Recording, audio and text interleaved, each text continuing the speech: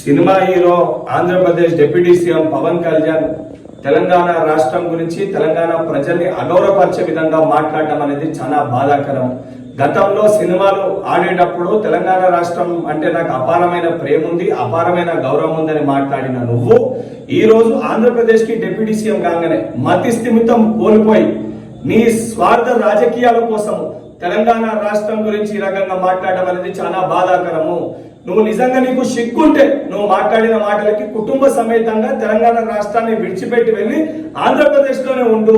నువ్వు కనీసం సోయి లేకుండా తెలంగాణ ప్రజలు అత్యధిక నీ సినిమాలు చూసి నిన్ను గౌరవిస్తుంటే బలుపుతో ఈరోజు తెలంగాణ రాష్ట్రం గురించి ఈ రకంగా మాట్లాడడం అనేది చాలా దురదృష్టవశాతము.